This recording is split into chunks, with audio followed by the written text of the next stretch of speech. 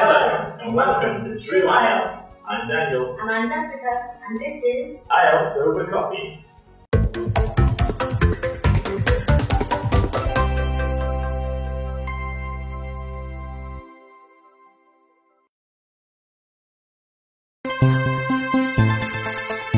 Hello, and welcome back to IELTS Speaking Part 3 series of videos. So last time we talked about 2 different common question types, and today we're going to look at 3 more question types to help you in Part 3 of the speaking exam. Sure. So as we talked about last time, Part 3 can be challenging and really stretch us maybe beyond the questions and answers from Parts 1 and 2 of the speaking test. So it can be a bit daunting, but we're going to help and show you some ways that you can overcome that and have a really good speaking test. So last video we talked about opinion and evaluation, if you remember. I remember. And today we're going to talk about 3 more types. Okay, so the types, we're going to look at longer answers, more in depth, and you need to be giving, we said in the last video, real reasons behind the answers, okay, and examples of why you think those things, okay. Now, think beyond your own experience. Of course, you can use your own experiences to draw upon, but try to expand out of that. Try to think about the bigger world when you're answering these questions. So certain things that we might cover in a question might be about society, or maybe more locally, or nationally, or even globally. So you might talk about global issues, and it could be about the past, it could be about the present, or it could even be about the future. So we've got a really big span of time and of space. And also, in my opinion, Part 3 is the most interesting part of the test. Definitely. I think you get to discuss some really in-depth and current issues, and you get to use some of your less common vocabulary that maybe other times you don't get to use. And also, not only will the skills you develop for Part 3 help you in the exam, but also just general conversation. I think Part 3 is much more natural, things that you would talk about on a day-to-day basis with your friends, your family, current issues.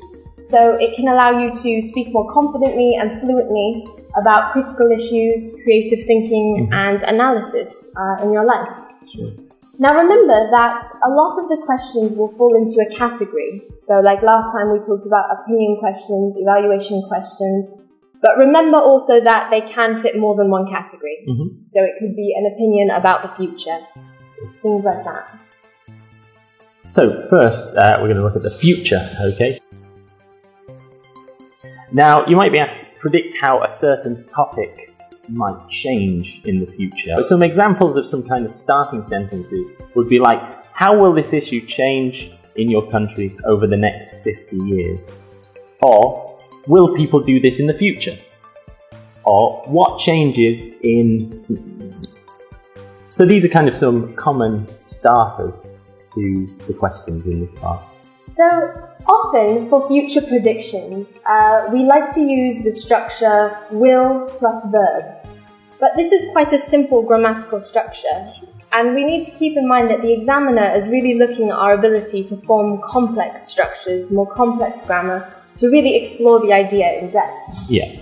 So we're going to have a look at some more of these complex structures that you could use. So here are a few for you. You could say, someone plans to da-da-da-da-da. It is predicted that, intends to something, so intends to. I foresee something. It is foreseeable. And then you could use conditionals. For example, if this happens, then this will happen. Okay? Or it is likely that. It is probable that.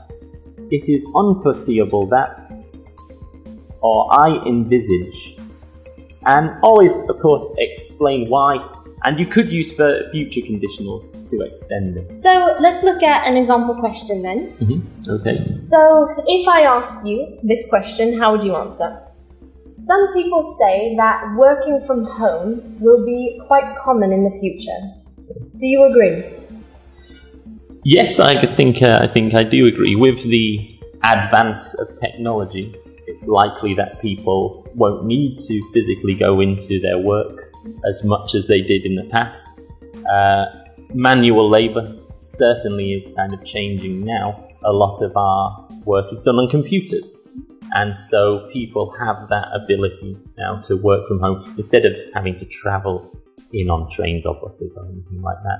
Yes, we say jobs don't need a physical presence.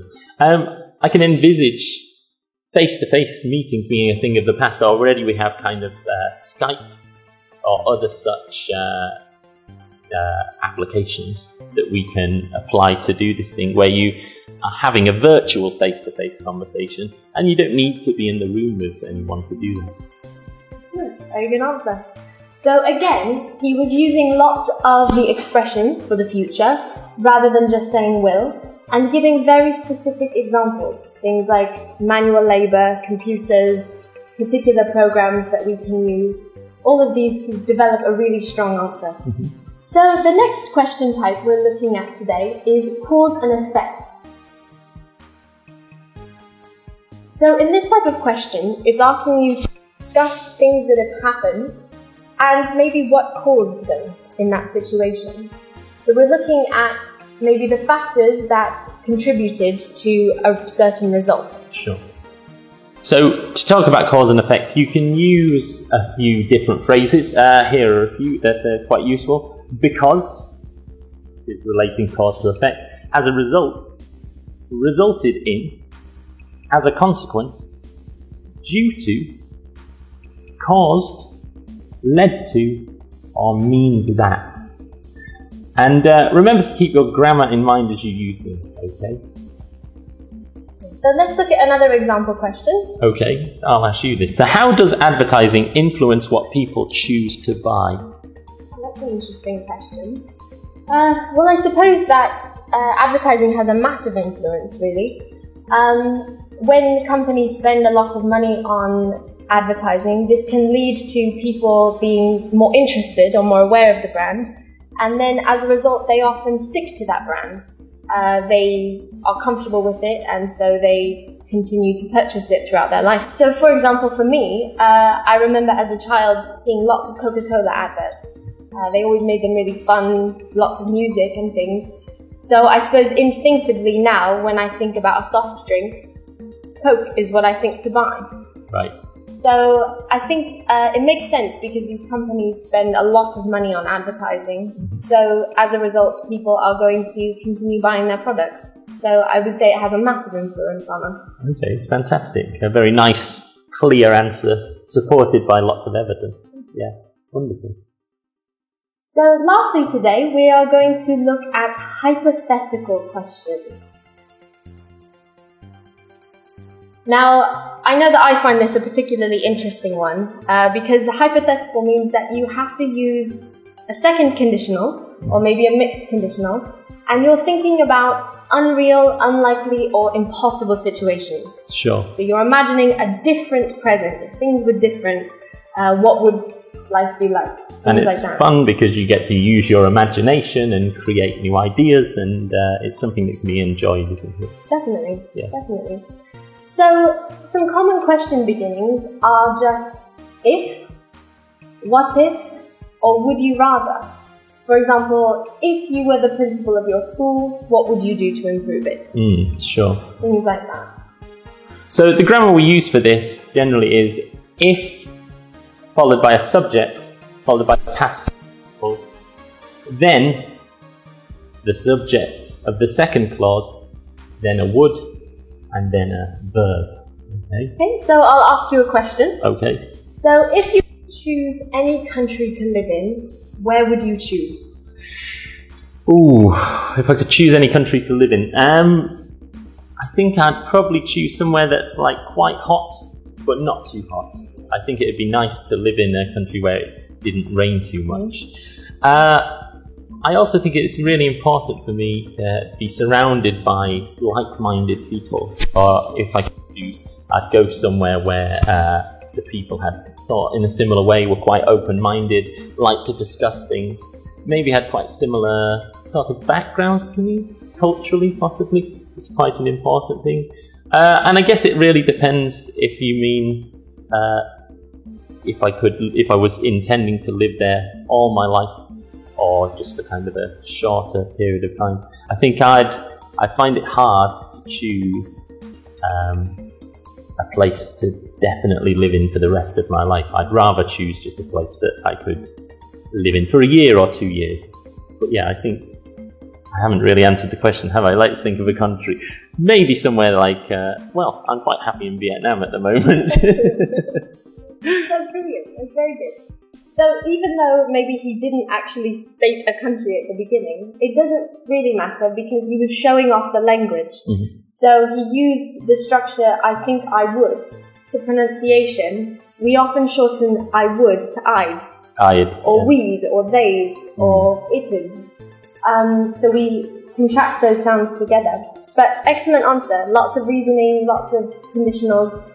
And also discussing other possibilities. So if I had to be there for longer than a year, or if I could choose somewhere for a short time. Excellent. Very good. So it was okay? Yeah, very good answer. Okay, okay, so today we have looked at 3 more question types. We've looked at future, cause and effect, and hypothetical. Absolutely. Next time we're going to look at the last few types of questions to deal with and look at them in quite a lot of detail. Excellent. So thank you for joining us today, and we hope to see you next time. Thank you very much. Bye. Bye.